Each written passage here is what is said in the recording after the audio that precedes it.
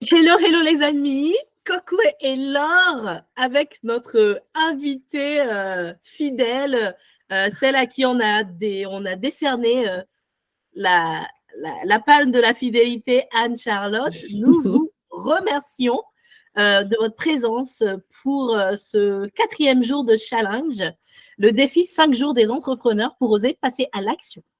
Le jour 4, aujourd'hui, nous allons parler de la feuille de route claire et réalisable qui permet de réaliser les objectifs. En gros, c'est la boussole pour les mois à venir. Donc, nous sommes bien dans notre défi des 5 jours à destination des entrepreneurs et nous remercions tous ceux qui nous ont suivis et partagé leurs envies, leurs attentes, leurs besoins avec nous. C'est parti. Est-ce que c'est parti tout de suite pour le jour 4? Non? Vas-y. Non, mais aujourd'hui, c'est le plan de bataille. Donc, c'est Laure qui va nous présenter le plan de bataille. Autrement dit, comment nous donner des astuces et des clés concrètes pour développer la feuille de route qui va nous permettre de tenir les objectifs dont nous avions déjà parlé le premier jour en évoquant le rêve qui a permis de se lancer dans l'entrepreneuriat. Pour rappel, le live, maintenant qu'on est devenus des habitués depuis le lundi, il se déroule en 3 temps. D'abord, on rappelle un peu le contexte et puis le lancement qui a été fait sur les jours qui passent. Ensuite, on focalise sur le sujet du jour, on présente des exercices pratiques et des astuces et on termine avec un moment d'accueil, un moment d'échange, où on co-crée le programme qui nous a donné envie, nous autres femmes, de vous proposer ce challenge à d'autres personnes qui sont entrepreneurs et pas que des femmes, puisque hier, on a eu des hommes. Et nous vous proposons de prendre un stylo, de quoi noter, parce qu'il y aura des choses qui vont être dites et nous avons souhaité vous apporter de la valeur. Pourquoi? Parce que c'est 1 heure qu'on se donne pour faire une sorte de photo diagnostic de notre entreprise et ça peut être pertinent de faire l'exercice au fur et à mesure qu'on en parle, parce que si on remet à plus tard, on le sait tous, on est débordé, on ne le fera jamais. Et à qui est-ce qu'on s'adresse? Ce défi, tel qu'on l'a pensé, Laure et moi, on l'a pensé pour les entrepreneurs qui ont envie de passer à l'action parce qu'ils vivent des situations que nous connaissons parce que nous les fréquentons, nous les subissons ou nous les vivons nous-mêmes depuis que nous entreprenons. Et parmi ces symptômes qui sont un peu difficiles à vivre, il y a la solitude de l'entrepreneur au quotidien. Il y a le fait d'être insatisfait et de se sentir limité parce que parfois on manque de compétences, parfois on manque de soutien, parfois on fait énormément de choses mais on n'est pas satisfait parce que les résultats tardent à venir et du coup, les résultats tardant à venir, on n'a pas l'équilibre entre la vie professionnelle et la vie personnelle. On a un chiffre d'affaires qui ne décolle pas, alors on se remet à travailler encore plus dur, alors que parfois, ce n'est peut-être pas le cas, mais en tout cas, on essaye de montrer que nous avons de quoi, réaliser pleinement en marge, en plus de nos cœurs de métier, le métier de chef d'entreprise qui nous demande d'être couteau suisse, ce qui est difficile pour la plupart parce que quand on commence l'entrepreneuriat, on n'a pas forcément la formation, que ce soit sur la prospection commerciale, la tenue de la comptabilité et tout ce qui s'ensuit. Et du coup, la vision de l'avenir est floue, on manque de sérénité et c'est pour toutes ces raisons-là que Laure et moi, nous avons constitué ce binôme et que sur ces 5 jours, nous avons proposé des thématiques assez variées pour vous aider à prendre conscience de certaines choses et nous pousser tous ensemble à l'action. Et il y a un constat, un parmi tant d'autres qui nous a beaucoup, qui fait beaucoup couler de l'encre et qui nous a beaucoup affecté, c'est le fait que notre vie personnelle est intimement liée à notre vie professionnelle quand on est indépendant. Notre entreprise étant notre bébé, étant sous notre responsabilité, quand nous souffrons ou quand elle souffre, toute la famille s'en ressent. Et du coup, nous sommes dit comme ce bonhomme qui porte son problème dans un premier temps et qui en souffre, pourquoi ne pas en faire une opportunité? Parce que c'est ça aussi être entrepreneur, c'est savoir transformer, traduire et faire d'un problème une opportunité et du coup avoir le sourire. Et c'est le pourquoi de ce challenge dont nous vous présenterons à la fin la solution auquel nous avons pensé. Et la promesse de Laure et Cocoé à travers ce challenge et à travers la communauté, je vous spoilie un peu la suite que nous sommes en train de créer, c'est de combiner nos deux personnalités, nos deux compétences, notre histoire, nos points forts, parce que Laure étant, comme on va le voir aujourd'hui, très pragmatique, axé chiffres, compta, analytique, quanti, et moi, étant coach joie de vivre, donc plus axé sur le côté humain, les blessures intérieures, les rêves, les aspirations, les motivations profondes, nous complétons, nous sommes retrouvés comme étant des personnes complémentaires et ayant des choses qui nous apportent à nous-mêmes au sein de notre binôme quelque chose de super intéressant, déjà hors de la solitude de l'indépendant, mais aussi quelque chose que nous pouvons vous proposer, et c'est ce qu'on a, et c'est l'offre globale avec la perspective globale que nous essayons, non, nous n'essayons pas, que je me corrige tout de suite parce que Laure me corrige tout le temps. Parce que je crois que j'ai encore un peu la tendance à faire trop d'humilité. Non, nous faisons notre maximum pour réussir notre challenge. Et c'est pour ça que nous vous demandons de rester avec nous jusqu'à la fin, parce qu'à la fin, vous aurez de belles surprises. Alors, je te cède la parole parce que c'est toi le petit soldat, c'est toi qui as le plan de bataille comme feuille de route. Donc, c'est ça, j'appelle plan de bataille. On a vu hier comment on transformait le prévisionnel comptable en prévisionnel de gestion, c'est-à-dire comment on allait anticiper et suivre notre activité. En face de ça, il faut qu'on se fixe des objectifs clairs et les indicateurs que l'on va suivre et la façon d'y arriver. Et en fait, l'idée, c'est de se construire un livre de chevet. Donc ça, c'est la couverture du plan de bataille de l'an dernier, où j'y avais mis tout ce qui me tenait à cœur. En fait, c'est aussi, alors là, je vous livre, du coup, pour le coup, je vous livre vraiment une grosse part de mon pourquoi. Mon fils, bien évidemment, ma famille. J'avais promis des vacances à Paris à mon fils. Le girl power, c'est lié à mon histoire personnelle aussi, et le fameux syndrome de l'imposteur dont on souffre tous un peu.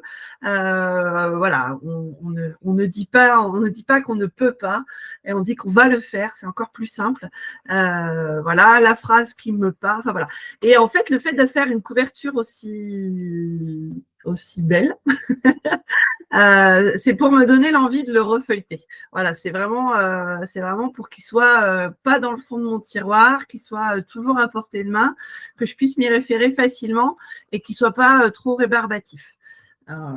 Et donc, je note, Laure, que tu es en train de nous suggérer déjà un premier exercice avant même de commencer. C'est de rendre notre plan de bataille sexy. Et au-delà de sexy, de fait de mettre des jolies couleurs, ce que moi, je n'avais pas compris, mais tu as bien fait de le spécifier. Nos rêves, le plan de bataille intègre nos rêves. Et nos rêves, nos pourquoi sont les choses, les raisons qui vont nous pousser à nous réveiller, à aller faire de la prospection, à aller faire des choses que nous n'aimons pas. Et donc, nous mettre des photos qui nous rappellent le pourquoi. En fait, En l'occurrence, il y a la maison que j'ai eu la bonne idée d'acheter peu de temps avant de lâcher mon ancien travail, donc je voudrais bien ne pas la perdre. Et quelque chose de beaucoup plus difficile, la photo de mon beau-frère qui est dans un fauteuil, qui était très malade, qui est décédé depuis. Et en fait, pour me rappeler aussi, cette photo, pour me rappeler, donc il y a 2 petits garçons, comme on peut le voir, pour me rappeler aussi que la vie est courte et que le bonheur est…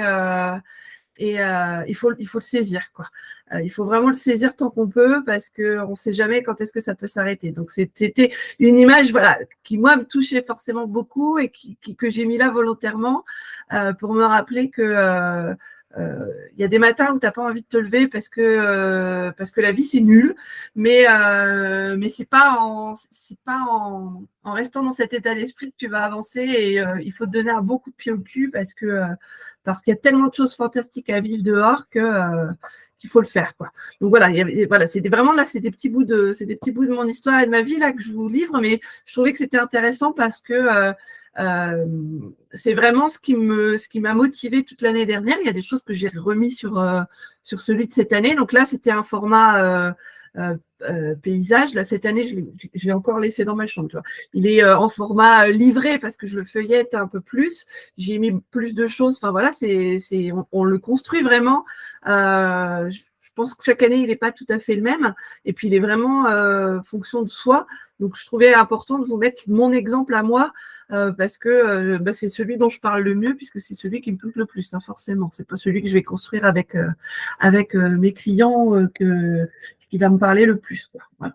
Et tu vois, Laure, je suis très contente que tu nous aies partagé un bout de toi parce que ça touche également la vulnérabilité, ça touche ta profondeur et on te remercie. Et ça me rappelle également un exercice ou un outil en coaching qu'on appelle la vision board, le tableau de visualisation. C'est quelque chose de très puissant qui nous motive consciemment et inconsciemment et nous donne l'énergie pour nous lever et y aller. Donc, merci beaucoup déjà pour cet exercice.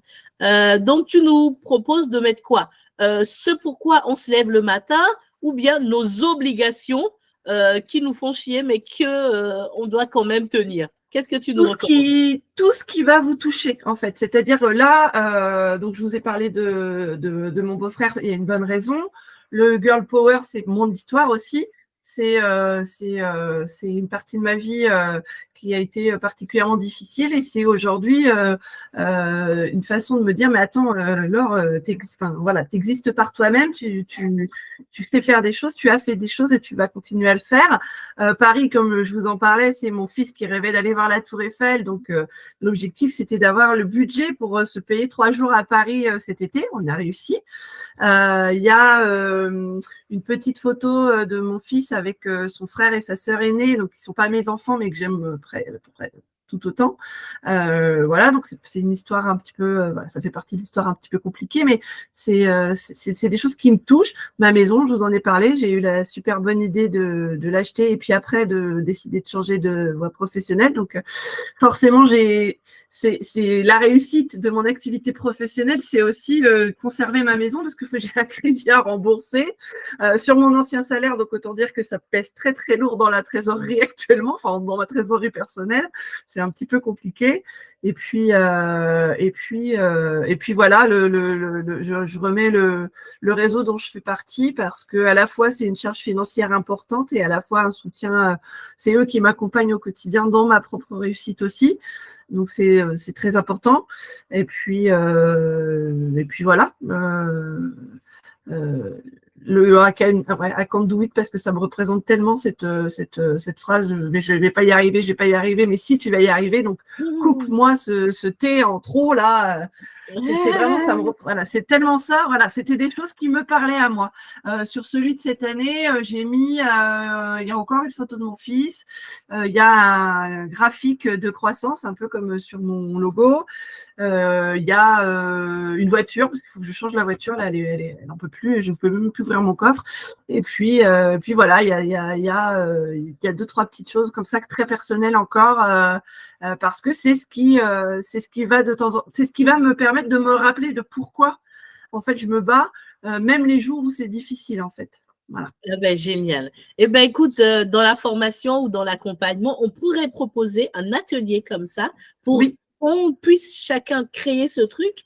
Et l'intérêt de ça dans l'énergétique ou sur le plan subconscient, c'est vraiment de pouvoir chaque matin ou chaque soir, au moment de se coucher, se visualiser dans l'état où on a déjà ce qu'on souhaite. Au lieu de se visualiser à partir du passé et de du manque, se visualiser comme si j'avais la Tour Eiffel, si j'avais ce truc-là, comment je me sentirais et de ressentir tout le bienfait et se dire yes, rien que pour ressentir ce bienfait, j'y vais. C'est ça. Merci Laure, merci beaucoup de nous avoir partagé cette intimité. Donc, le plan de bataille, on en a parlé, c'est la feuille de route, mais c'est aussi, pour moi, son résumé sexy de la stratégie qu'on met en œuvre pour atteindre les objectifs qu'on se fixe. Donc, c'est-à-dire qu'on va y mettre donc, ces choses très personnelles en couverture, mais à l'intérieur, on va y mettre des choses beaucoup plus pragmatiques, comme un mélange un petit peu de sa stratégie commerciale, des informations de son prévisionnel et ses indicateurs, les indicateurs à suivre. Et encore une fois, sous quelle forme on va le faire, celle qui vous parle à vous. Celle qui va vous donner envie d'aller la regarder, de l'ouvrir, parce que là, la première page, elle est jolie, mais il faut aussi que ce qui est dedans, ce soit suffisamment lisible pour que vous disiez pas dès la deuxième page, non, fait chier, c'est bon, je le range, quoi. Donc voilà, c'est la carte d'état-major de l'armée quand ils partent en guerre, c'est la boussole quand on est paumé en pleine forêt, c'est le GPS quand on part en vacances à l'autre bout de la France. C'est vraiment ça le plan de bataille. Il faut vraiment le concevoir comme ça, mais pour son activité professionnelle. Donc, du coup, le premier exercice, mis à part effectivement cette partie plus intime dont on a parlé juste avant, ça va être de mesurer ses objectifs. C'est-à-dire qu'on a fixé nos objectifs, en tout cas, on a développé un prévisionnel. On a parlé hier de structure, on sait qu'on doit développer son chiffre d'affaires ou mieux vendre ses heures ou augmenter sa marge commerciale. Après, ça va dépendre chacun de son activité, augmenter son nombre de clients, enfin des choses comme ça. Une fois qu'on a ces objectifs-là, la deuxième question à poser, c'est quels sont les indicateurs qu'on va suivre pour à la fois poursuivre cette évolution, à la fois voir comment on va les développer et puis se donner aussi l'envie peut-être des fois de se mettre un coup de pied au cul parce qu'on n'y est pas en fait à nos objectifs. Aujourd'hui, alors du coup, c'est à Anne-Charlotte que je vais poser la question, mais à Kokoué aussi en fait. Est-ce que vous avez défini vos objectifs pour l'année qui vient ou pour le trimestre qui vient, par exemple, en termes, encore une fois, d'acquisition client ou de nombre de prestations ou de autre chose d'ailleurs, parce que est-ce que vous avez fait ça, cet exercice-là? Anne-Charlotte, à toi la parole, parce que moi, quand je vais commencer… Pour ma part, j'ai commencé… ce que je me suis fixé, c'était d'avoir une journée minimum dans la semaine pour profiter avec mon fils. Ouais. Donc ça, c'est un de mes objectifs par rapport à mes valeurs. Donc ça, et après, de m'obliger à avoir une journée vraiment rien qu'à nous deux, pour ensuite rester sur toutes les autres journées de la semaine, mettre un coup de fouet en fait pour pouvoir passer sur ce que le minimum que j'ai besoin déjà pour couvrir tous les frais, et après j'ai un autre palier pour gagner plus où je suis un peu plus confortable, et quand on va dire que l'objectif est atteint, ce seuil de rentabilité est atteint, je peux je me laisse libre de rajouter des journées supplémentaires à profiter encore plus avec mon fils. Donc en fait, c'est plutôt comme ça que je fonctionne pour l'instant, et j'ai un objectif, comme moi c'est saisonnier, j'ai un objectif de mettre que je dois avoir avant la fin de la saison, tant d'euros pour pouvoir vivre l'hiver avec des imprévus et tout ça, et qu'il n'y ait pas de soucis. Est-ce que ce temps d'euros, tu l'as transformé en nombre donc tes guides touristiques, c'est ça? Oui, bah, je l'ai à peu près en version en journée normale, mais le problème, c'est que mes journées, en fait, mes tarifications, elles changent parce que c'est soit en journée entière, soit en demi-journée. Et après, ça dépend aussi de la catégorie des personnes. Par exemple, si je les ai sur 2 jours, je fais un bah, comme on a parlé hier, on fait des forfaits, qui fait que, bah, en fait, ça les fait prendre, enfin, je gagne un petit peu moins, mais ça me fait 2 jours d'assuré. Travailler 2 jours. Tout à fait. Voilà. Et donc après, donc du coup, tout est en variante, c'est ça en fait. Le problème, c'est que tout est en variante et aussi ça dépend, bah, si dépend de la nationalité et d'où je dois partir. Du coup, les tarifs sont pas les mêmes. J'ai pris juste la tarification de entre guillemets normalement où j'ai le plus de clients à partir de mon nid en fait, ou de mon nid, de ma localisation, de ma petite niche où j'ai. Donc c'est ça que je mets entre guillemets qui fait que après il faut que je lisse. Non, mais c'est ça. Mais j'ai à peu près Eh ben, c'est tout, en fait, c'est toute la difficulté de cet exercice, c'est-à-dire que, en fait, il faut réussir à concrétiser son objectif, d'accord? C'est-à-dire que voilà, moi, je pars, donc je suis comme toi, hein, je me suis dit, je veux mes mercredis après-midi pour le fiston parce que dans mon ancienne vie professionnelle, je bossais 14 heures par jour, donc il faisait pas d'activité extrascolaire, je l'ai pratiquement, enfin, je l'ai très peu vu grandir finalement en nombre, enfin, si je regarde le nombre d'heures que j'ai passé avec lui, c'était pas suffisant en fait. Donc ça, c'est mon constat. Par contre, pour vivre, j'ai besoin de tant de chiffre d'affaires. Et en moyenne, parce qu'il faut aller chercher en moyenne, en moyenne, et tant de chiffre d'affaires, ça représente tant de clients ou tant de prestations. Si tu fais déjà ton activité depuis un certain temps, il faut que tu te bases sur les moyennes de ce que tu as déjà fait. Si tu démarres et que tu n'as pas encore suffisamment de données, il faut que tu te tournes vers les gens de ton secteur qui font à peu près la même chose et que tu partes par légèrement en dessous parce que tu démarres et puis ça te donne un nombre de prestations moyen.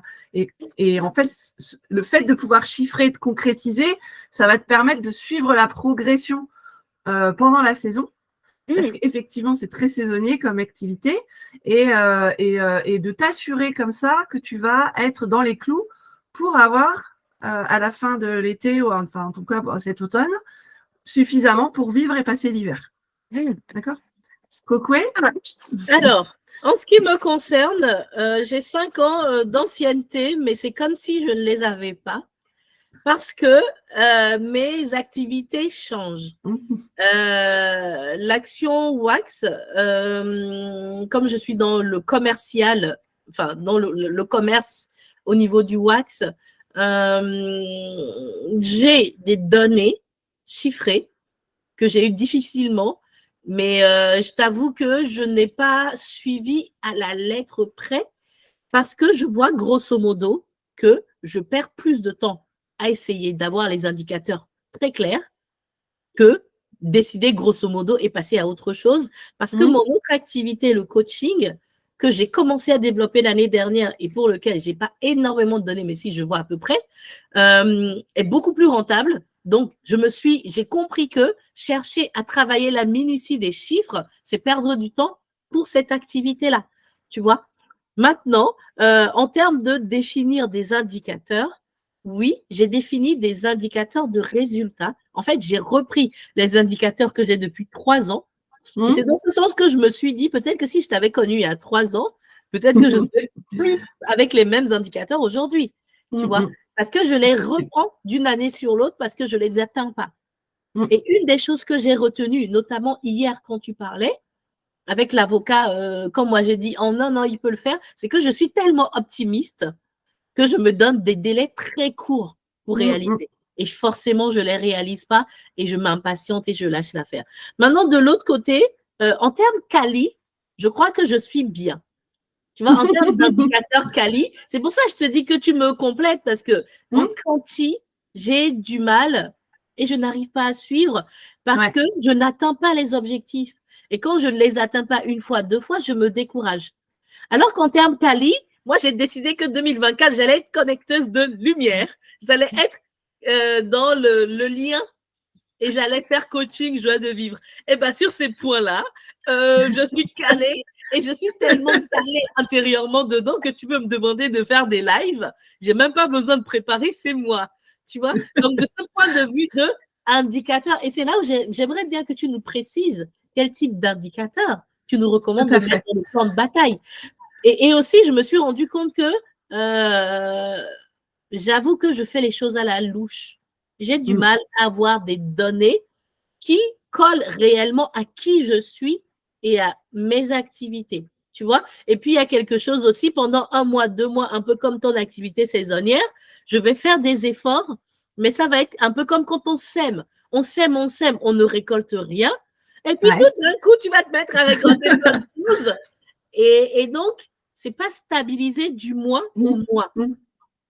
Et c'est là où en fait l'idée de se connecter, mais avec ces multi-compétences, c'est vraiment intéressant parce que moi, je vais forcément te dire non, je veux pas entendre que le à la louche, je veux pas l'entendre ou je vais perdre du temps à faire des indicateurs précis. On perd jamais du temps. Par contre, effectivement, il faut avoir le bon outil au départ. Et c'est ça qui est parfois difficile. Et c'est pour ça qu'on va parler des objectifs là, parce qu'effectivement, c'est un point très important. Là, j'en ai balancé plein, mais il pourrait y en avoir encore plein d'autres. Ça peut être le nombre de clients à la fin de l'année, le type de marché à investir, les produits que que vous voulez développer, un montant de trésorerie, un pourcentage de croissance. Enfin, voilà, on peut aller jusqu'à la satisfaction client, hein, c'est-à-dire combien j'ai eu de plaintes cette année, combien j'ai eu de visiteurs dans ma boutique pour un commerçant. Enfin voilà, ça peut être vraiment, ça peut être plein de choses différentes. Dans tous les cas, l'objectif, il doit être SMART. Et SMART, on le voit souvent, on le voit dans en management, en commerce, en coaching, j'imagine aussi. On doit être capable de remplir ces conditions-là. Donc, un objectif SMART, qu'est-ce que c'est? C'est un objectif qui d'abord est spécifique, c'est-à-dire qu'on l'a bien clarifié. On ne s'est pas juste dit, moi, je voudrais bien avoir 30 000 balles à la fin de l'année de résultats. Ben non, parce qu'en fait, c'est quoi 30 000 euros ou 15 000 euros? C'est quoi? Ça représente quoi dans ton activité? Il faut vraiment pouvoir être précis pour qu'on oriente l'effort au bon endroit. Donc, c'est pour ça que je te disais, par exemple, Anne-Charlotte, toi, tu veux avoir suffisamment de trésorerie pour passer l'hiver. Bah, chouette, c'est super, c'est un super objectif, mais concrètement, ça représente combien de prestations de visites guidées, en fait? Parce qu'en fait, c'est ça que tu vas devoir aller chercher pour atteindre ton objectif de résultat. Mais ton objectif concret, c'est le nombre de prestations que tu vas réaliser. C'est pour ça qu'il va falloir aller regarder de plus près la moyenne de tes prestations, ce que tu vends le plus, ce que tu vends le moins, et puis définir un palier autour duquel tu vas toujours devoir graviter. Donc ça, c'est la première chose. La deuxième, évidemment, il faut qu'il soit mesurable, parce que si on ne peut pas le mesurer, on ne va pas pouvoir suivre ses progrès. Donc, 90% du temps, c'est des chiffres qu'on met en face. Il n'y a pas de secret. Mais voilà, l'idée, c'est j'ai comme un graphique, tout bêtement. J'ai mon point de départ, j'ai là où je veux arriver et je suis le chemin. Je regarde comment je suis sur ce chemin. Alors, il n'est jamais en ligne droite, mais je regarde comment je me situe sur le chemin pour atteindre mon objectif. Et au moins, je sais quand j'ai atteint mon objectif, je le sais précisément. La troisième chose, et ça c'est très important, et ça va te parler, il faut que ce soit un objectif atteignable. Et c'est pour ça que notre avocat hier soir, il n'a pas atteint ses objectifs en 1 an, parce qu'effectivement, il avait vraiment des ambitions qui étaient énormes. Par contre, on ne lui a pas dit, non, gars, renonce à tes rêves. On lui a dit, on ne va pas le faire en une fois. On va y aller crescendo. Donc, les objectifs qu'on va se mettre dans son plan de bataille et dans son prévisionnel de gestion année après année, à chaque fois, ils vont être atteignables. Ils vont prendre compte des ressources dont on dispose. Donc là, en l'occurrence, souvent, on est toute seule, c'est nous la ressource. Et l'argent, donc la trésorerie, qui est une ressource qui n'est pas inépuisable malheureusement, et le temps qu'on va avoir de disponible. Donc ça, c'est très, très important aussi. Le quatrième, donc pas forcément réaliste, ça va avec atteignable, mais c'est surtout qu'on va aussi intégrer la part de contexte. J'imagine que 2020, ça n'a pas été une année fantastique pour le tourisme. Ouais, j'imagine. En fait, je m'en fous parce que je n'étais pas dans le tourisme à cette époque-là. Eh ben, voilà. J'avais pas mon entreprise à ce moment-là, donc c'était pas grave. Donc, le Covid est arrivé au mois de mars, donc malheureusement, la plupart des prévisionnels étaient déjà faits. Mais bon, moi, je faisais pas encore ce métier-là, mais je sais que pour tous mes collègues qui étaient déjà dans ce métier-là et qui suivaient notamment des restaurateurs, eh ben, tout de suite, il a fallu réadapter le prévisionnel. Tout de suite, ils se sont rendus compte que ça allait être la cata si ça durait comme ça l'a été le cas plusieurs mois. Mais en fait, l'idée, ça a été de se dire, on prend tout de suite en compte le contexte parce que derrière, il va falloir être pragmatique et pertinent. Et l'État va nous donner des aides. On ira les chercher les unes après les autres. On va d'ores et déjà réfléchir à des solutions de repli.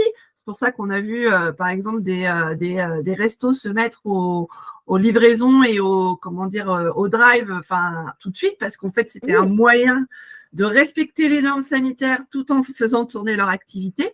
Voilà, c'est-à-dire qu'ils se sont adaptés au contexte qu'on vivait à ce moment-là. Donc ça, c'est le réalisme.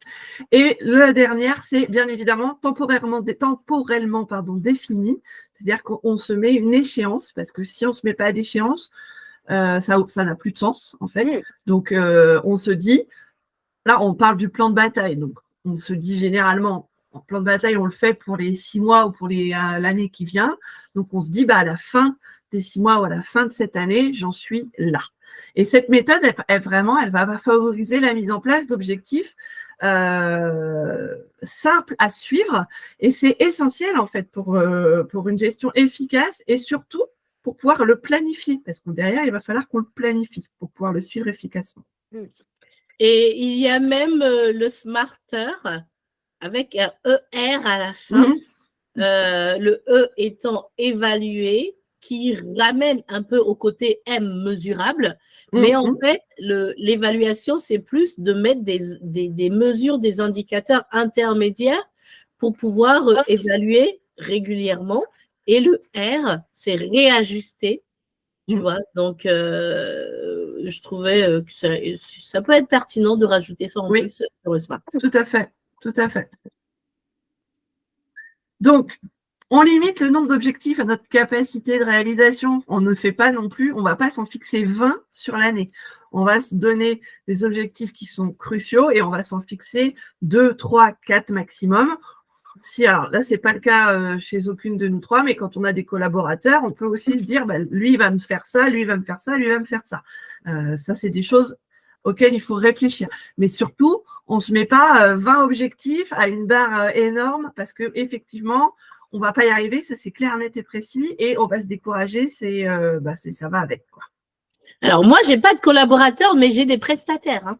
J'ai pas mal de prestataires. Voilà. Donc, tu peux leur fixer des objectifs. Si on a un peu de temps, si on peut se reposer sur la case où tu as mis les objectifs, j'ai trouvé quelques indicateurs. Non, après, quand tu auras fini, tu vois là, j'ai trouvé quelques objectifs. Si tu peux nous filer des tuyaux pour les choisir, parce que effectivement, j'ai tendance à trop voir grand et à faire des usines de gaz, et finalement, je ne les tiens pas. Donc, c'est pour ça. Donc là, je suis repartie de mon exemple parce que c'est assez simple. L'idée, c'est, je souhaite enrichir mon portefeuille client de 20 personnes. Donc moi, je fais de la prestation sur le long terme, sur 12 ou 24 mois. Du coup, je veux 20 clients supplémentaires cette année.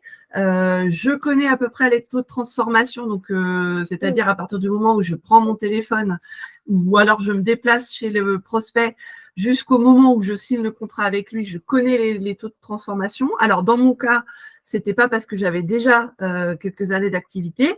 Je suis allée prendre les moyennes de mon secteur d'activité et ça m'a permis en fait de planifier l'acquisition client. Donc, mon indicateur, c'est je veux 20 clients cette année. Donc, la première chose, c'est je vais le planifier sur l'année. Donc là, on voit que sur les 12 mois, je l'ai réparti un peu différemment en fonction des mois. J'ai prévu quand même d'en perdre éventuellement dans l'année, parce que c'est des choses qui peuvent arriver. Donc là, en l'occurrence, j'avais prévu d'en perdre 4. Et derrière, je fais mes ratios. Je sais que je travaille 5 jours par semaine. Alors, sur la prospection, je compte 5 jours parce que je compte le mercredi matin. Il y a 225 jours travaillés dans l'année. Donc, les rendez-vous, il fallait que je rencontre 885 patrons dans l'année pour réussir à décrocher 192 rendez-vous dits découvertes. C'est-à-dire où je présente mon offre et où je propose un diagnostic. Et derrière, ça me permettait de signer mes 20 clients. Voilà, ça, c'était mes objectifs. C'est ce qui me permettait de planifier comment on appelle ça, ma prospection sur l'année. Donc, tous les mois, il fallait que je fasse… S'il te plaît. Ton taux de conversion, c'est combien, par exemple? Eh bien, quand je rencontre un client, je l'ai pas renoté là, tiens, c'est dommage, mais tu vois, j'ai mon pourcentage de rendez-vous découvertes, c'est 21%. C'est-à-dire que pour 100 appels, j'ai une vingtaine de rendez-vous découvertes. Et mon taux de contrat derrière de signer, c'est 10%. D'accord, ok.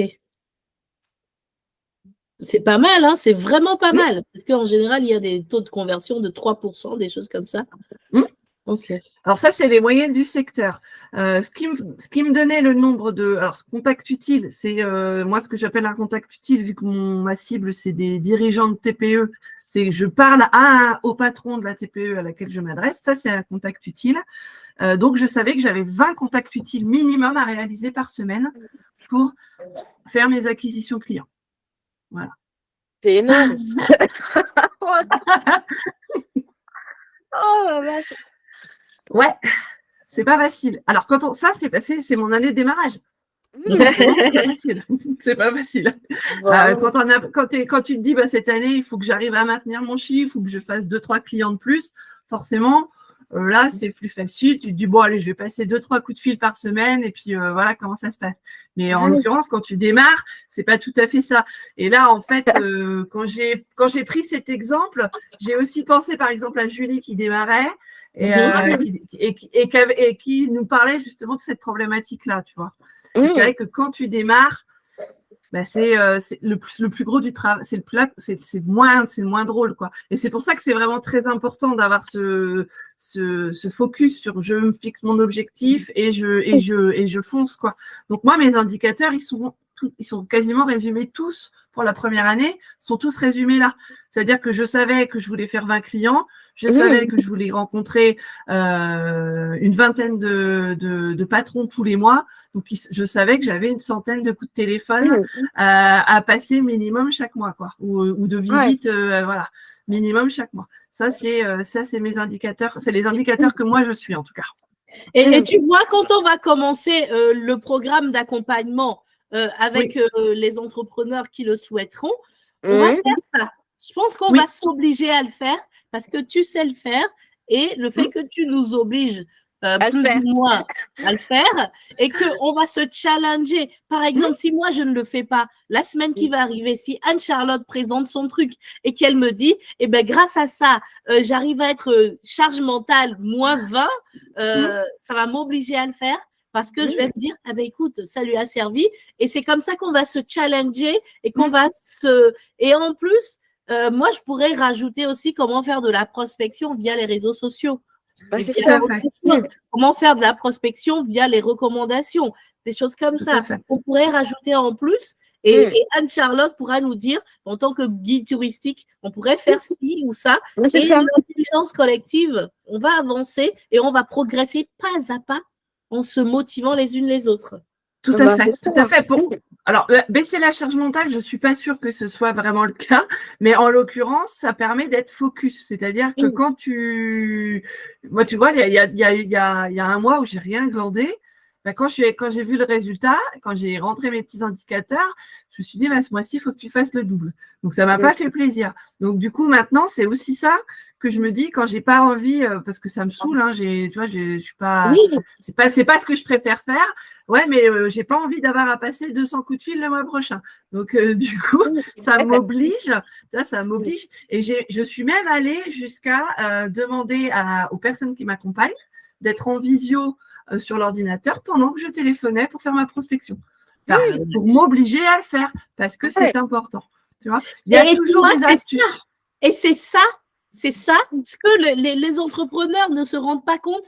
Le plus dur, moi, j'ai 5 ans d'ancienneté et je vous dis, c'est le plus dur que j'ai aujourd'hui. Donc, ça peut être le même problème. Ça peut être plus facile pour quelqu'un qui débute, mais quelqu'un qui a de l'ancienneté et qui s'est habitué à ne faire que ce qui l'arrange, c'est dur d'avoir la discipline de faire ça aussi. C'est ça. C'est tout à fait ça. Et voilà. Et donc, du coup, c'est ça. Mes indicateurs, c'est ça. Enfin, sur ma première année, c'était principalement ça. Du coup, derrière, c'est voilà, maintenant que j'ai mis ça, c'est bien gentil. Je sais que je dois rencontrer 20 patrons. OK. Quelle stratégie je mets en place? Donc, encore une fois, on va reparler les indicateurs, on vient d'en parler, mais c'est quels moyens je vais mettre en place pour les développer à partir des informations dont je dispose. Et si je n'ai pas encore les données, où est-ce que je vais aller les chercher?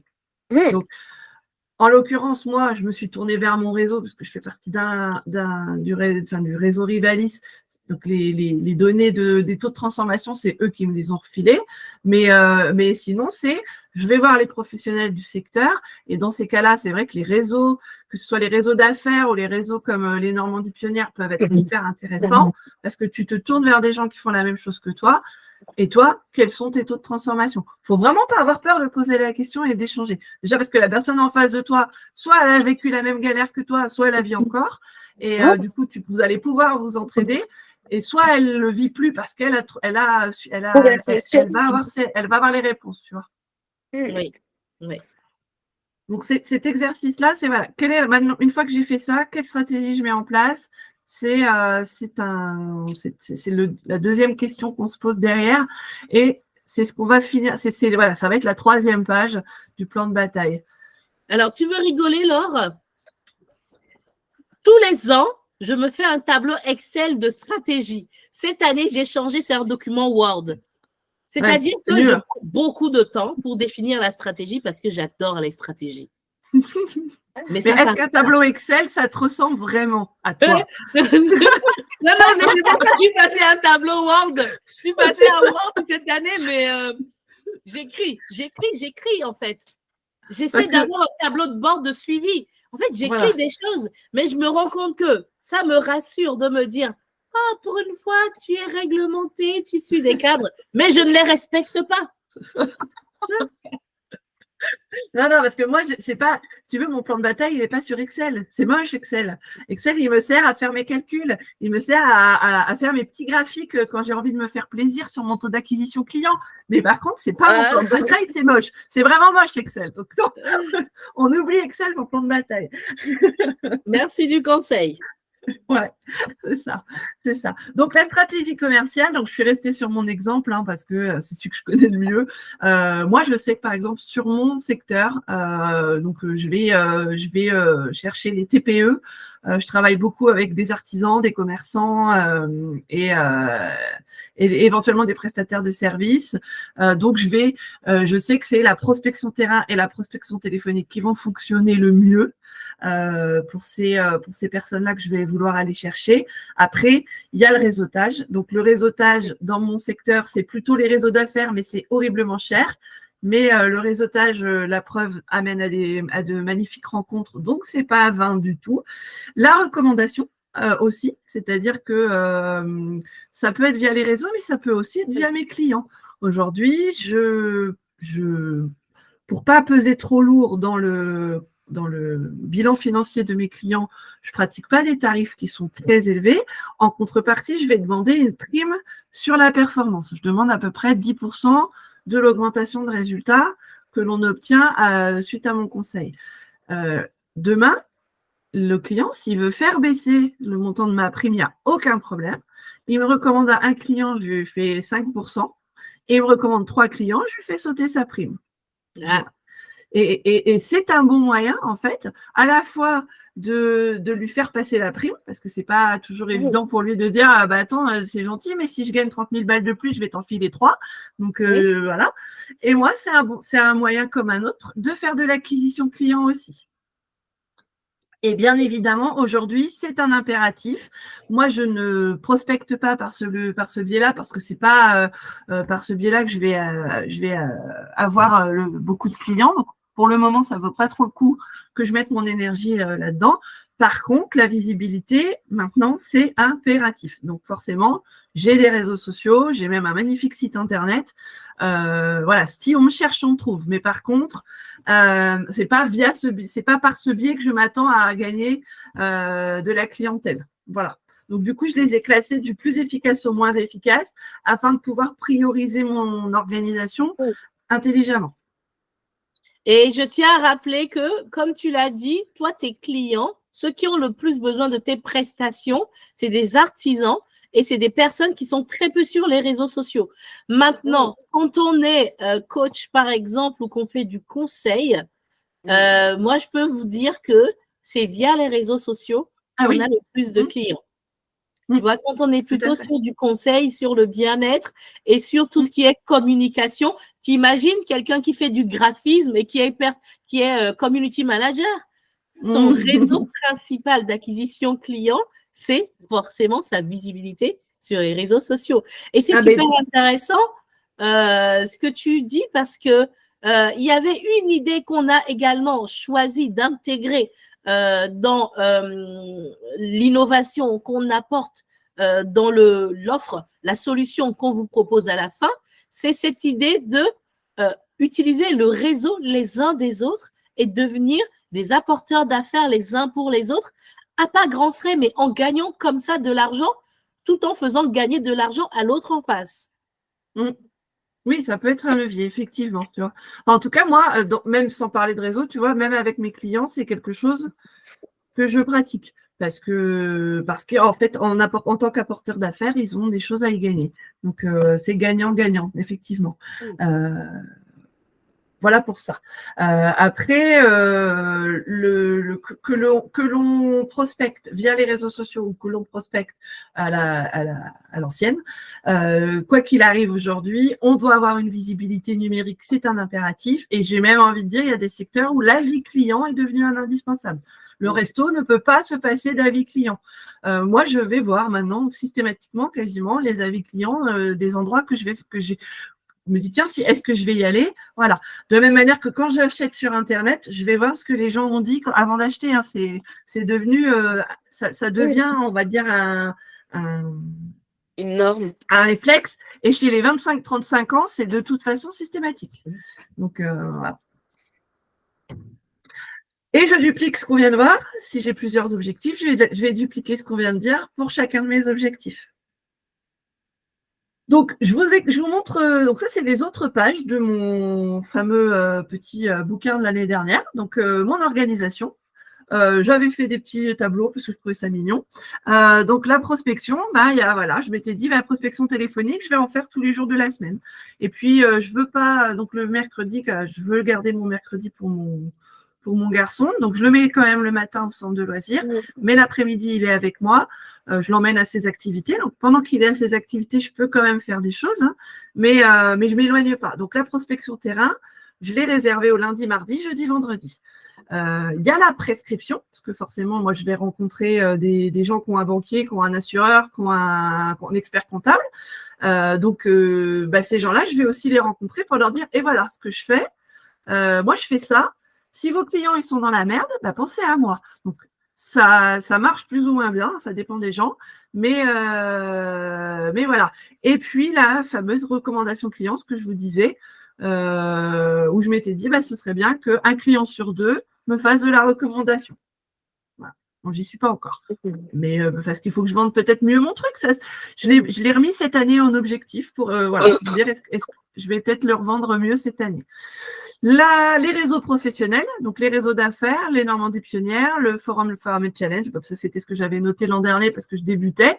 Donc, j'avais noté en vrac tout ce que je trouvais. Depuis, j'ai intégré Dinabai aussi. Voilà, c'est pas forcément de l'apport d'affaires, mais c'est de la rencontre intéressante à chaque fois. Et puis aussi, ça me permet, moi, d'avoir des gens à recommander à mes clients quand ils sont face à des difficultés très spécifiques qui vont sortir, moi, de mon champ d'action. Ma communication, on en parlait, puisque de toute façon, je ne peux pas y échapper aujourd'hui, même si ce n'est pas le principal. Donc, les réseaux sociaux, Facebook et LinkedIn, je m'étais dit 3 posts par semaine pour être visible. Donc, jusqu'ici, je ne me suis pas vraiment emmerdée. Je fais la même chose sur les 2 réseaux. Je sais que c'est pas bien, hein, mais voilà, pour le moment, j'en suis là. Une page Google My Business parce que c'est pareil, aujourd'hui, on ne peut plus s'en passer. Ouais. Donc, la vitrine petiteentreprise.net, ça, je l'aide de fait avec le réseau dont je fais partie. Je dépose des cartes de visite et des plaquettes chez mes prescripteurs ou dans les réseaux. Et le site Internet. Voilà. Donc, ça, c'était les objectifs pour l'année dernière. Et je pense que tout ce que tu as mis là, ça peut faire l'objet d'un atelier à chaque fois dans le cadre des 3 mois d'accompagnement qu'on va faire en fonction de ce qui est le plus dur, ce qui est le crapaud à avaler, comme on dit. C'est ce qu'on s'était dit hein, quand on a commencé à aborder la partie plan de bataille, on s'était dit que de toute façon, c'était un gros morceau parce que c'est le nerf de la guerre. C'est la prospection commerciale. Et c'est quelque chose dans lequel on a des freins conscients et inconscients. Tout à fait. Tout à fait. Du coup, je voulais lancer une invitation à Guylaine qui nous a rejoint. Ah oui. Alors, bonjour, je lui ai écrit un petit mot qu'elle n'hésite pas à nous dire quelles sont ses attentes, comment elle nous a connus et si elle souhaite poser des questions ou qu'on lui apporte des réponses. Moi, je me charge du chat pendant que tu présentes. Donc, Guylaine, n'hésite pas à m'écrire dans le chat si tu as des questions. Bienvenue en tout cas. Tout à fait. Tout à fait. Merci de nous avoir rejoints. Voilà pour ça. Donc derrière, une fois que j'ai eu fait ça, j'ai tout simplement rempli mon agenda. Et pourquoi je me l'ai rempli? C'est parce que ça m'a obligée, en fait, ça m'a contrainte à faire les choses en temps et en heure. Et on en parlait hier. Vous voyez que le lundi matin, j'ai ma partie compta et administratif parce que c'est celle qu'on zappe parce qu'on n'a pas envie de faire. Je ne dis pas que je le fais tous les lundis, mais c'est dans mon agenda, donc c'est fait minimum 1 fois par mois comme ça. Et voilà. Et du coup, je fais le lundi, je fais mes réseaux sociaux, c'est-à-dire je programme mes posts pour la semaine. C'est aussi pour ça que pour l'instant, c'est pas ce que je fais de mieux. Mais encore une fois, aujourd'hui, c'est pas grave dans mon activité. J'ai un créneau réseautage le mardi parce que les Normandies Pionnières de Saint-Lô, c'est le mardi, par exemple. Donc à ce moment-là, je l'avais mis là. Il y a des fois où c'est le jeudi parce que soit je vais à Dinabai, soit je vais à Caen. La prospection téléphonique, je la fais surtout le matin et l'après-midi, je me balade sur les routes pour aller prospecter et toquer aux portes pour signer. Et là, pour le petit clin d'œil, j'avais rajouté le défi des 5 jours pour voilà. C'est un exemple parce que je n'ai pas retrouvé l'agenda de l'année dernière. Mais voilà, c'est un exemple. À mettre, en fait, on peut mettre cette semaine type dans son impression de plan de bataille. On peut le faire. Moi, je l'avais mis dans mon Google à l'époque, mon Google Agenda, ou non, j'avais encore Outlook à l'époque. Mais on peut aussi se dire, voilà, ma semaine type, je l'imprime, j'y mets des petites couleurs pour que ce soit plus joli, et je le mets dans mon fameux plan de bataille. Voilà pour ça. Donc, qui dit prospection, forcément, dit zone de prospection. Donc, moi, je souhaite être proche de chez moi, c'est-à-dire je ne dépasse pas les 60 km autour de la maison parce que dans mes critères ou dans mes valeurs, c'est aussi la proximité que j'ai avec mes clients, pouvoir être disponible et réactif s'ils ont besoin. Donc, c'est 1 heure grand max de voiture de chez moi. Du coup, j'ai organisé, donc j'ai fait des beaux cercles autour de la maison. Bon, il y a un petit peu de mer, ça réduit un petit peu le périmètre, mais j'ai divisé en 4. Comme ça, je sais que le lundi, je suis plutôt sur 40 ans dans dans le Nord. Je vais sur Saint-Lô le mardi, je suis sur Vire le jeudi et ou sur Caen le jeudi, ça dépend du réseau. Et puis, je fais plutôt le secteur de Vire le vendredi ou le jeudi. Voilà, j'organise mes semaines comme ça. Et est-ce que tu penses que covoiturer avec une personne comme Julie, par exemple, où vous n'êtes pas tout à fait sur les mêmes thématiques, mais vous êtes susceptible d'avoir les mêmes clients, pourrait être quelque chose qui te motiverait un peu plus ou qui t'apporterait de la valeur supplémentaire? Alors, je ne suis pas sûre qu'aujourd'hui on vive… allez, je ne sais plus où elle est, Julie. Je ne sais pas du tout, mais c'est une question comme une autre. Mais en fait, si on fait de la prospection, ça peut valoir le coup. Oui. Je sais que j'ai des collègues, alors moi, je n'ai pas de collègues dans mon secteur qui souhaitent le faire, et c'est bien dommage, mais j'ai une collègue que j'ai rencontrée en formation et qui fait partie du même réseau que moi, qui le fait. Donc, elle est située en Alsace et elle fait de la prospection avec un conseiller qui est là-bas. Et oui, du coup, c'est super motivant. En plus, comme ils font le même, pour le coup, là, ils font le même métier, ce challenge, c'est celui qui a eu le plus de rendez-vous qui paye l'apéro à la fin de la journée. Donc, du coup, c'est très sympa. Et effectivement, elle, ça la motive. Et moi, je pense que si j'avais quelqu'un, effectivement, avec qui je pouvais faire de la prospection, ça pourrait me motiver aussi. Parce qu'on se challenge et puis on se sent moins seul. Parce que j'ai beau dire à mes clients, oh mon gars, t'es chef d'entreprise et la posture, des fois, moi, j'ai du mal à l'avoir aussi. Et quand je pousse la porte d'un électricien qui me regarde et qui le soupire avant même de m'avoir dit bonjour, des fois, c'est un petit peu raide quand même. Voilà. Donc, il faut, c'est vrai que ça peut être un vrai plus pour le coup. C'est une excellente idée. Moi, j'encouragerais effectivement ce genre de choses. J'encouragerais. Et en plus, à deux, on se motive un peu plus, comme tu dis, en ce challenge. Tu vois, les témoins de Jéhovah ou ceux qui ont institué ça, pas en business, mais en habitude, en système. Et ce système, ça fait des années qu'ils le maintiennent. C'est bien parce que ça fonctionne. Après, c'est peut-être bien aussi pour leur sécurité, parce que je pense qu'ils ne sont pas toujours bien reçus. C'est vrai. Mais en même temps, même pour le business, moi, rien ne nous empêche d'apprendre des bonnes pratiques à droite et à gauche et d'essayer de les implémenter. Je te promets, moi, je n'ai jamais fait de prospection terrain en spontané comme ça. Mais je me dis que ça pourrait être un excellent exercice pour sortir de ma zone de confort et apprendre à recevoir des noms. Et je pense que ça va avoir de bonnes surprises. Ah ouais, c'est franchement, des fois, c'est juste génial. J'ai rencontré des gens fantastiques. Par ce biais-là, j'ai rencontré des gens fantastiques. Je n'ai pas signé avec eux. D'ailleurs, des fois, c'est rarement avec les plus fantastiques que j'ai signé. C'est assez drôle.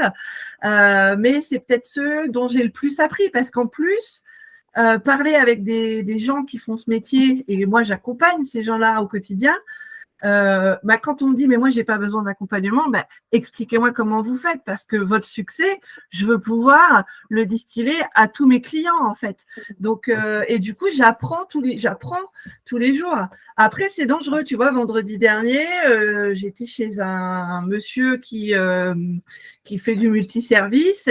Sa femme elle m'a très gentiment offert des gâteaux. J'ai été malade après, donc c'était pas top. Mais donc, bon, voilà. Mais, tu vois, la gentillesse, c'était tellement gentil, en fait, c'était tellement agréable que voilà, c'est une jolie rencontre. Et voilà, je dois faire un diagnostic pour ces gens-là. Je ne mangerai pas de gâteau la prochaine fois, mais je serais quand même contente d'aller les voir, tu vois. Donc, et comme moi, je suis persuadée que la zone d'agrandissement se trouve dans la zone d'inconfort, je serais vraiment intéressée que tu nous emmènes à prendre ces habitudes-là, à sortir de chez nous. En plus, moi, je travaille chez moi. J'ai mon showroom chez moi. Je suis devenue tellement sédentaire que ça peut que me faire du bien de marcher un peu et d'aller à la rencontre des autres. On apprend des choses comme tu dis. Excellente initiative, Laure.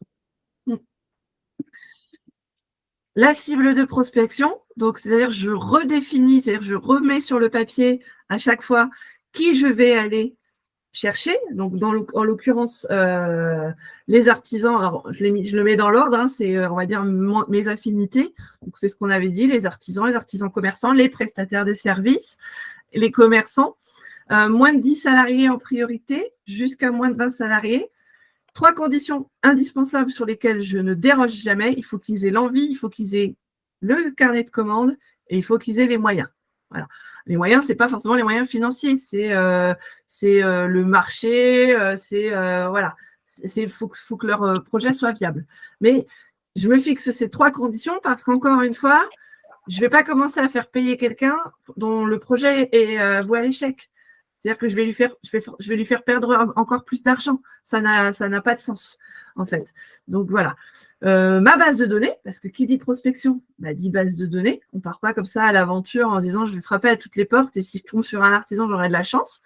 Donc, je suis la presse locale, les pages jaunes, les annuaires professionnels, les panneaux publicitaires. Si un jour vous me croisez, que vous me voyez faire une photo de camionnette, ne vous inquiétez pas, c'est normal, j'en ai plein mon téléphone. Parce que voilà, tout est bon à prendre. En fait, après, je rentre à la maison, je fais le tri, je me fais mes listes et je me dis, voilà, lundi, j'appelle ces 20 personnes-là, quoi. Donc voilà. Il y a ce que j'appelle les opportunités, donc c'est les réseaux, les apporteurs d'affaires, les recommandations type banquier. Voilà, moi je n'ai pas envie de tout réécrire, donc j'ai ces petites images avec leur logo en me disant tiens, en fait c'est vrai que ça fait longtemps que je ne suis pas allée voir le mec au Crédit Agricole, là, je vais retourner lui dire bonjour. Histoire qu'ils se souviennent que je suis là et puis que demain, s'il a un client en difficulté, ce serait bien qu'il lui parle de moi, quoi. Pareil pour les assureurs, les experts comptables, enfin, la CCI forcément, et voilà. Et ce que tu es en train de dire, je me dis, Anne-Charlotte, je sais que tu es dans le tourisme, je sais que ton secteur, il est bien identifié et que tu es en saison, hors saison, mi-saison et tout ça. Mais je me dis, quand on ouvre un peu les œillères et qu'on est en mode innovation, quand on essaie de dupliquer ce qui se passe dans un secteur à ton secteur, il y a moyen que tu développes des activités annexes auxquelles tu n'as pas pensé dans ton activité principale et qui pourraient te nourrir en hors saison. Oui, ça c'est possible. Ça c'est possible, sauf que le problème, c'est de réussir à coordonner. Parce que le problème, c'est que tu as la majorité des activités annexes, elles vont aussi empiéter sur ta haute saison. Et en fait, c'est de trouver le compromis pour pouvoir, on va dire, pas laisser de côté, mais vraiment diminuer pendant la haute saison et ensuite la reprendre quasiment en plein temps dans la basse saison. Et c'est ça, en fait, le problème. C'est que ça s'entrechoque et c'est soit l'un, soit l'autre. Enfin, c'est toujours un choix, c'est un dilemme cornélien en fait. Et c'est ça qui est difficile, c'est de trouver le juste milieu et de trouver la bonne activité pour pouvoir ensuite y pallier. Là où c'est indispensable de réseauter, d'avoir comme ça des échanges, c'est parce que quand on est la tête dans le guidon, et moi je le vois chez toutes les personnes que je rencontre, en tout cas qui sont dans les moins de 10 salariés, c'est systématique. Chez les auto-entrepreneurs, c'est systématique. On a tellement la tête dans le guidon qu'on n'arrive pas à prendre ce recul sur son activité. Et du coup, trouver une certaine forme d'organisation, parfois, c'est plus possible. Et c'est là où ce type de challenge, les réseaux comme Normandie Pionnière, ou ce qu'on propose avec Cocoué, c'est vraiment la finalité, c'est vraiment ça. C'est on va s'apporter des compétences, mais on va aussi se permettre les unes aux autres de prendre du recul sur nos activités respectives, de réfléchir ensemble au blocage qu'on va pouvoir avoir, qu'on rencontre forcément, et pouvoir, voilà, et c'est magique en fait. Quand on est plusieurs à réfléchir, surtout des gens qui te permettent d'avoir un recul que toi tu n'as pas, 9 fois sur 10, la solution elle sort très très très rapidement. Et c'est ça que j'aime bien dans notre club et dans notre sororité. C'est vrai. Et puis parfois, on se dit, on essaye de communiquer ou on essaye de faire une action, ça ne marche pas et on change tout. Alors que non, il faut juste changer une lettre, il faut juste changer une couleur, il faut juste changer un élément et persévérer. Tout à fait. Tout à fait. La communication, donc on en a parlé, la visibilité, elle est indispensable. Moi, c'est pas mon canal de vente principal, mais j'y suis quand même, il n'y a pas le choix. Le client, il va aller chercher des informations, des avis clients, donc des avis clients de plus en plus. Et ça, c'est pareil, il faut presque que ça fasse l'objet d'un atelier à lui tout seul, c'est-à-dire répondre aux avis clients. C'est important, mais il ne faut pas y répondre n'importe comment. Il ne faut surtout pas y répondre à chaud, parce que quand on a un mauvais avis et qu'on y répond tout de suite, on fait des conneries. Mais il faut prendre le temps d'y répondre. Et en fait, c'est hyper important. Il faut aussi savoir prendre du recul sur des avis qui sont trop mauvais, parce que des fois, c'est à cause d'un petit truc, alors que tout le reste s'est bien passé. Donc, il faut vraiment prendre le temps d'y réfléchir. Par contre, aujourd'hui, c'est pareil, les avis clients, c'est indispensable dans beaucoup d'activités, dans de plus en plus d'activités, et je pense à terme dans toutes les activités de toute façon. On va aussi facilement se faire un avis au travers des publications sur Facebook, sur LinkedIn, des gens dont on cherche le profil. Moi, je cherche quelqu'un sur Facebook. Je ne me contente pas de regarder sa photo, sa tronche sur sa vignette. Je descends le fil d'actualité. Je regarde un petit peu ce qu'il a posté, à quelle fréquence il a posté, de quoi il parle, est-ce qu'il est voilà. Donc il faut tout soigner, ses visuels, ses posts. On se relit avant de poster. On est tous sur le déclin en termes d'orthographe. On ne juge pas. On est tous sur le déclin. Ça, c'est la génération numérique qui fait aussi malheureusement son travail là-dessus. Mais on a maintenant quasiment toutes les plateformes où on écrit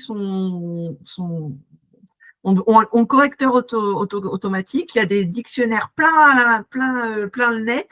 On se fait relire, il n'y a pas de problème, mais on soigne parce que la personne qui tombe là-dessus, elle est capable d'aller le pointer tous les jours et de vous faire une mauvaise pub juste parce que vous avez mis un mauvais participation au mauvais endroit, quoi. C'est impressionnant. Sa description, on prend le temps de se faire une description, on planifie ses posts, on les fait de manière qualitative.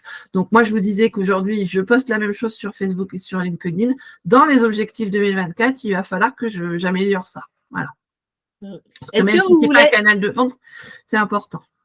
Est-ce que vous voulez que je vous apporte un petit tips que j'ai appris aujourd'hui dans un de mes accompagnements que moi-même dont je profite?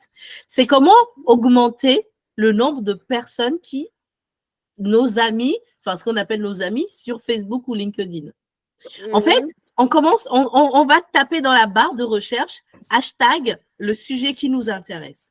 Tu vois, par exemple, Laure, si tu cherches des artisans, tu tapes quels sont les mots-clés que les artisans sont les plus susceptibles de taper qui seraient en lien avec, qui croiseraient entre toi, tes compétences et eux, leurs besoins.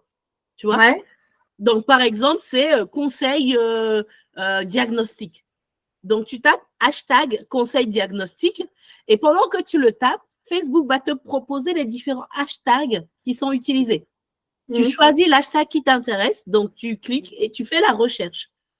Facebook va te sortir des gens qui ont fait des publications ou des conférences, des sujets sur cette thématique-là. Tu regardes les gens qui ont publié et tu vois, par exemple, tel artisan a dit j'en ai marre, je ne suis pas contente d'avoir du conseil, machin. Et tu dis bingo, celui-là, il pourra m'intéresser. Tu l'ajoutes direct. Ce que tu pourrais faire également, c'est de voir les conférences sur le sujet de la nouvelle norme qui est sortie sur le bois ou sur les matériaux ou machin. Tu regardes ceux qui ont liké. Tu vois, on n'y pense pas, mais ceux qui ont liké ou ceux qui ont commenté. En regardant, on peut voir à telle personne qui pourrait être susceptible d'aimer mes posts. Et donc, on like, on commente ou alors on ajoute la personne. Et pour aller encore plus loin, ce qu'on peut faire, c'est une fois qu'on a ajouté cette personne qu'on ne connaît ni d'Ève ni d'Adam, mais cette personne va voir qu'on a un centre d'intérêt en commun. Il apprend Oui, notre existence. Et quand il nous a ajoutés, on peut voir dans ses amis et on peut ajouter des gens de ses amis. Et en faisant ça, si on se donne cet exercice à faire tous les jours, même si on ne rajoute que 10 personnes par jour, très vite, on augmente notre visibilité. Parce qu'il y a une erreur que je faisais très longtemps et que je fais toujours maintenant parce que je ne prends pas le temps de rectifier, c'est de rester sur mes anciens acquis. Parce que les personnes que tu as rajoutées avant, si ça se fait, il n'y a que 30% qui sont réellement ta cible de cœur. Il y a tes amis, il y a des gens qui te soutiennent, il y a des gens qui s'en foutent, mais qui sont là parce qu'ils te connaissent. Et si on ne rafraîchit pas, si on ne rajoute pas de nouvelles personnes dans le vivier, on peut faire les meilleurs costumes du monde. On risque de ne pas avoir une meilleure rentabilité, enfin, un meilleur retour sur investissement de ce point de vue-là. Voilà, c'était la petite astuce que j'ai appris aujourd'hui et que je vous recommande et que je me recommande de faire. Mais ça, c'est pareil. Je pense que c'est un atelier, quoi. C'est un bel atelier à faire parce que dans les personnes susceptibles d'être intéressées par le format, il y aura forcément plein de gens pour lesquels Internet sera un canal de vente. Donc du coup, c'est important. Là, voilà, j'ai mis en vrac d'autres on a parlé tout à l'heure donc de Facebook, mais voilà, Google My Business, le site internet. Bon, j'ai pris nos exemples, Coco, comme je ne savais pas qu'on allait avoir.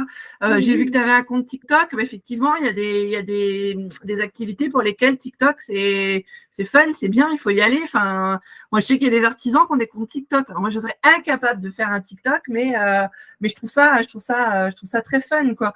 Voilà, Insta, tout ça, tous ces trucs-là, effectivement, faut cibler ceux qui vont être le plus intéressants pour soi et pour son activité, puis aussi avec lesquels on va quand même être un minimum à l'aise. TikTok, on se met quand même pas mal en vitrine et on fonce et on y va. Par contre, on est régulier, on soigne ses publications et oui, et la régularité, je viens de le dire, mais ça c'est important aussi. Quand on commence, on s'arrête pas. Mais sur la plupart des réseaux sociaux, notamment aujourd'hui, il y a en tout cas LinkedIn et Facebook, il y a et Instagram aussi, il y a les options de publication, il y a de programmation pour programmer ces publications.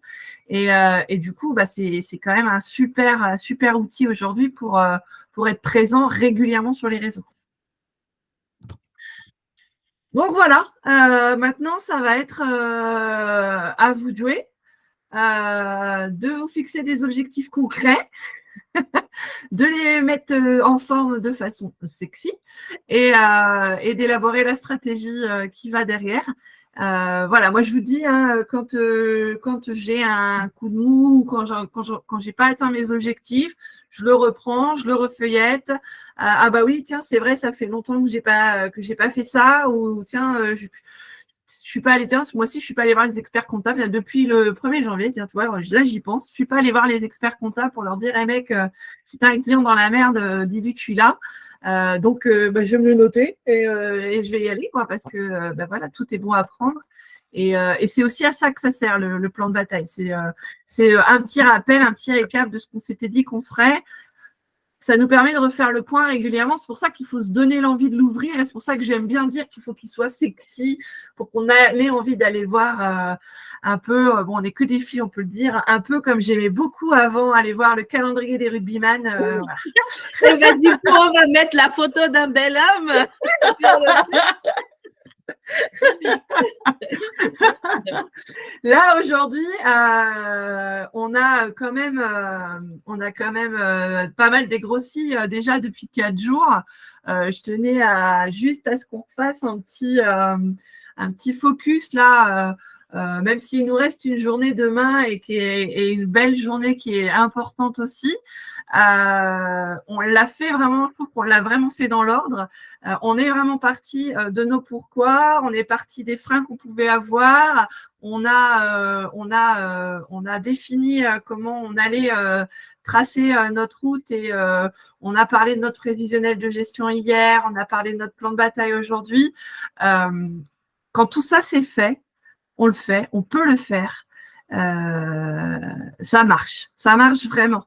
Et il faut pas hésiter, et ça je tiens à le dire parce que je sais que c'est pas évident, je le rencontre tous les jours, je l'ai encore rencontré aujourd'hui, hein, les gens, on a parfois du mal à admettre qu'on peut avoir besoin d'aide, on a parfois du mal à se dire qu'on a besoin d'être accompagné, mais c'est vraiment un plus d'être accompagné sur ce chemin, surtout quand on est tout seul dans son activité. Voilà. Ok, mais moi je tiens à dire que tout ça c'est super passionnant, mais j'ai pas eu le temps, je l'avoue, d'aller dans le cœur des exercices que nous-mêmes nous avons proposés. Et c'est pour ça que je tiens à rassurer ceux qui n'auront pas pu faire tous les exercices que justement ce qu'on propose après, c'est pour aller dans le vrai, dans le concret, dans la réalisation. Parce que savoir ce qu'on doit faire et ne pas le faire, c'est ce qu'on fait déjà. Et comme les résultats ne suivent pas, il faut changer d'objectif et pouvoir les faire maintenant. Tout à fait. Maintenant, place à l'échange. Tu as la parole. Anne-Charlotte, toi, tu es habituée, tu nous connais. Ça fait 4 jours qu'on est avec toi. Est-ce que tu as des questions sur le plan de bataille, la feuille de route ou autre chose? Non, parce que je connaissais un peu déjà le plan de bataille. Enfin, tout ça, ça ne m'est pas inconnu. Et puis, par rapport aux autres trucs, non. J'ai juste besoin qu'on fasse vraiment notre groupe de sororité à me pousser le pied au cul, en fait. Sur certains trucs. Et qu'on passe à l'action, tu vois, c'est ça. Tu es prête à passer à l'action. C'est ça. Ah, c'est vrai. C'est vrai, parce que même moi, je suis… ce qu'on doit faire, on le sait.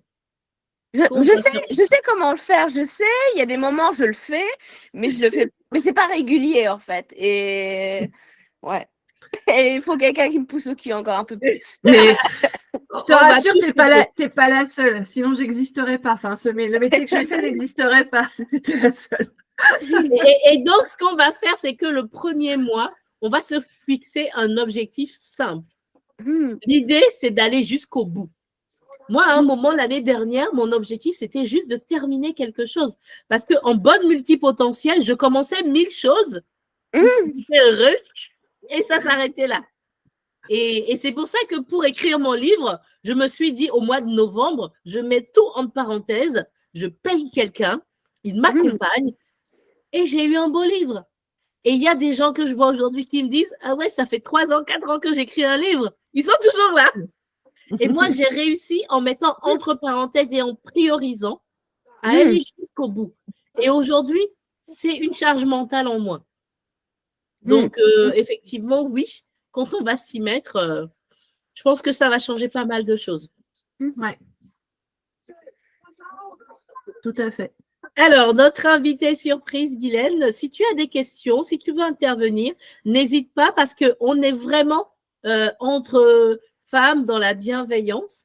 On t'accueille avec grand plaisir. Si tu as des questions, si tu veux juste nous dire, est-ce que tu es entrepreneuse, est-ce que tu débutes, où tu en es, quels sont tes besoins, n'hésite pas, c'est l'occasion.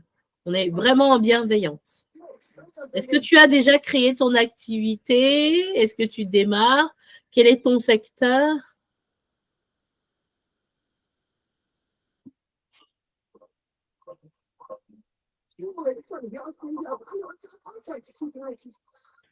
Alors, j'arrête cette présentation-là, l'enregistrement, pour cette première partie.